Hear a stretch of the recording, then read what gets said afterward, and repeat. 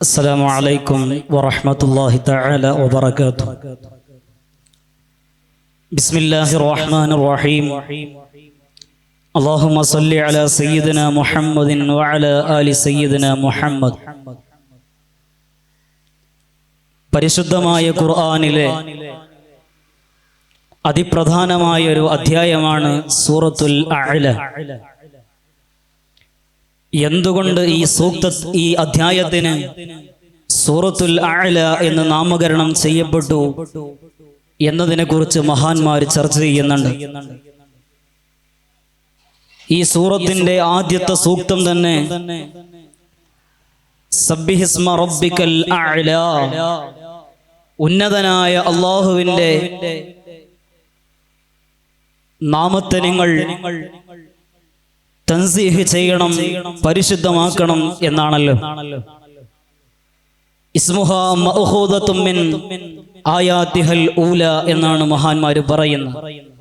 ആ അഅല എന്നതിൽ എന്നെടുത്തിട്ടാണ് ഈ സൂക്തത്തിന് അഅല എന്ന് നാമകരണം ചെയ്തത്. പ്രത്യുത അധ്യായത്തെ കുറിച്ച് പറയുമ്പോൾ പ്രധാനമായും രണ്ട് ഭാഗങ്ങളായിട്ടാണ് മഹാന്മാരായ മുഫസ്സിറുകൾ ഈ സൂറത്തിനെ വിശദീകരിക്കുന്നത്. ആദ്യ ഭാഗത്തിൽ ഹബീബായ സല്ലല്ലാഹു അലൈഹി വസല്ലമ തങ്ങളോടുള്ള അഭിസംബോധനകളാണ്.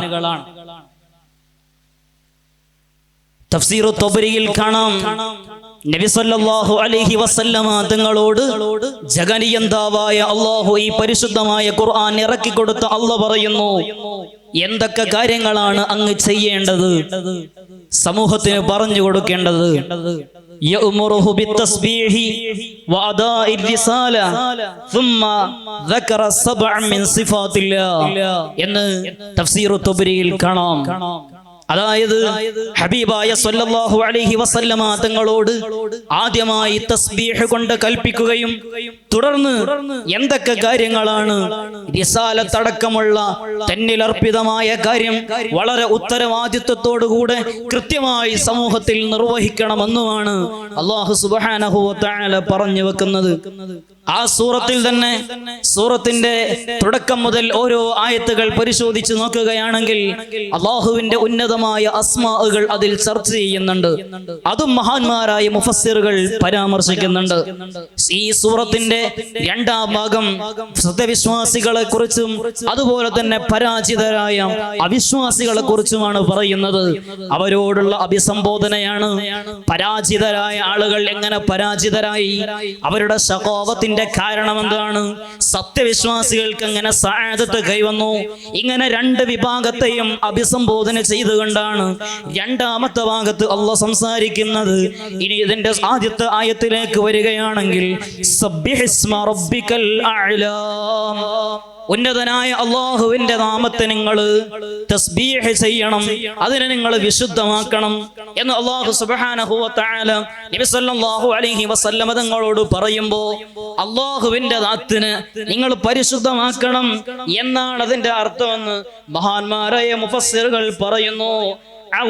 റബ്ബക്കൽ അഅല, നിങ്ങളുടെ ഉന്നതനായ അല്ലാഹുവിനെ നിങ്ങൾ പരിശുദ്ധമാക്കണം. ഇങ്ങനെ പ്രത്യേകം പറയാൻ കാരണം എന്താ? നമുക്കറിയാലോ, നബി തങ്ങൾ അവതരിക്കപ്പെട്ട നിയോഗിക്കപ്പെട്ട ആ സവിശേഷമായ സാഹചര്യം, അവിടെ ഒരുപാട് ലാത്ത ഉസ്സ മനാത്ത പോലുള്ള വിഗ്രഹങ്ങൾ ഉണ്ടായിരുന്നു.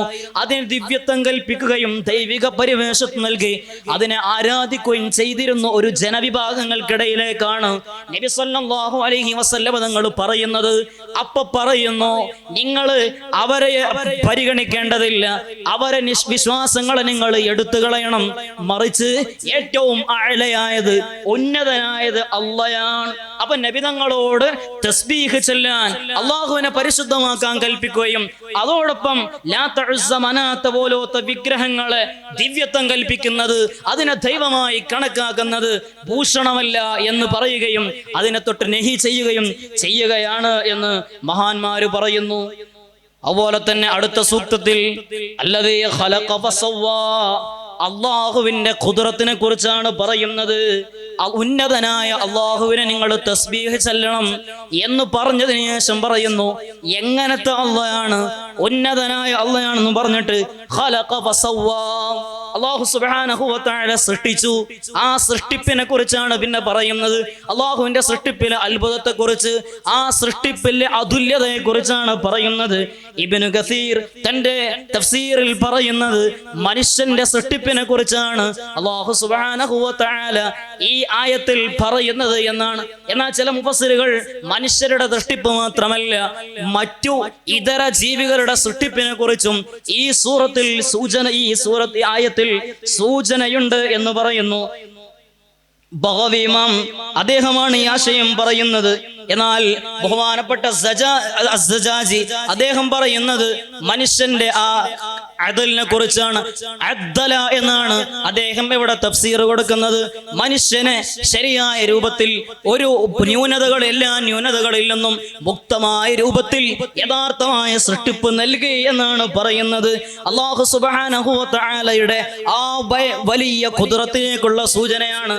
അതോടൊപ്പം മനുഷ്യന് നൽകാൻ പോകുന്ന അനുഗ്രഹങ്ങൾ, അല്ലെങ്കിൽ ഞാൻ പറഞ്ഞല്ലോ മനുഷ്യന്റെ ശഖാവത്ത് സആദത്തിനെ കുറിച്ച് പറയുന്നതിന് മുമ്പ് മനുഷ്യനോട് ഇബാദത്ത് ചെയ്യാൻ കൽപ്പനയുണ്ട്. അപ്പൊ ഇബാദത്ത് ചെയ്യുന്നതിനെല്ലാം പാകപ്പെടുന്ന രൂപത്തിലാണ് അല്ലാഹു മനുഷ്യനെ സൃഷ്ടിച്ചത് എന്നതിന് ഒരു മുഖദ്ദിമയായിട്ടാണ് അല്ലദീ ഖലഖ ഫസവ്വാ എന്ന് പറയുന്നതെന്ന് ഇബ്നു കസീർ റഹിമഹുല്ലാഹ് അദ്ദേഹം പറയുന്നുണ്ട്. അവന വല്ലദീ ഖദ്ദറ ഫഹദാ, മനുഷ്യനെ ഖദ്ദറ ഫഹദാ, മനുഷ്യന് വേണ്ട എല്ലാം മനുഷ്യൻ കണക്കാക്കി. മനുഷ്യന്റെ ഖദറുകൾ എന്ന് പറഞ്ഞാൽ മനുഷ്യൻ എങ്ങനെയായിരിക്കണം ജീവിക്കേണ്ടത്, അവന്റെ നിശ്ചയങ്ങൾ അല്ലാഹു നിശ്ചയിച്ചു. അവന്റെ ഭക്ഷണം എങ്ങനെ, പാർപ്പിടം എങ്ങനെ, അവന്റെ സൃഷ്ടിപ്പ് മുതൽ മരണം വരെയുള്ള അവന്റെ ചലന നിശ്ചലനങ്ങൾ എങ്ങനെയായിരിക്കണം, അതിന് ഫുതൂഹാത്തുൽ ഇലാഹിയയിൽ ശേഷം പറയുന്ന ഫഹദാ എന്നതിന് വിശദീകരണം കൊടുക്കുന്നത് നേരായ മാർഗത്തിൽ എങ്ങനെ ജീവിക്കണമെന്ന്, ഈ മതകീയമായ അനുഷ്ഠാനങ്ങളെ കുറിച്ച് മാത്രമല്ല, എങ്ങനെ ജീവിക്കണമെന്ന് അവന്റെ ജീവിതോപാധികളിലേക്ക്, അവന്റെ മാർഗങ്ങളിലേക്ക് കൂടെ അല്ലാഹു മാർഗദർശനം നൽകി എന്നാണ് ഫഹദാ എന്നതുകൊണ്ടുള്ള വിവക്ഷ എന്നാണ് ഫുതൂഹാത്തുൽ ഇലാഹിയിൽ പറയുന്നത്. അതുപോലെ വല്ലദീ അഖ്റജൽ മർഅ, അല്ലാഹുവിന്റെ വിശേഷണങ്ങൾ ഇങ്ങനെ ഓരോന്ന് എണ്ണി പറയാണ്.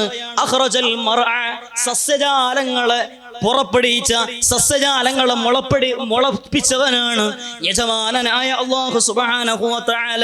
മർഅ എന്ന് പറഞ്ഞാൽ നമുക്കറിയാലോ മേയുക എന്നർത്ഥം. അപ്പൊ മൃഗങ്ങൾക്ക്, ജീവജാലങ്ങൾക്ക് മേയാൻ പാകത്തിനുള്ള മേച്ചിൽ പുറങ്ങളെ അല്ലാഹു സുബ്ഹാനഹു വ തആല സംവിധാനിച്ചു. അതോടൊപ്പം മനുഷ്യന് കൂടെ ഉപകാരപ്പെടുന്ന പഴവർഗ്ഗങ്ങൾ കൂടെ അല്ലാഹു സുബ്ഹാനഹു വ തആല സംവിധാനിച്ചു എന്ന് ഇതിന്റെ വിശദീകരണത്തിൽ പറയുന്നുണ്ട്.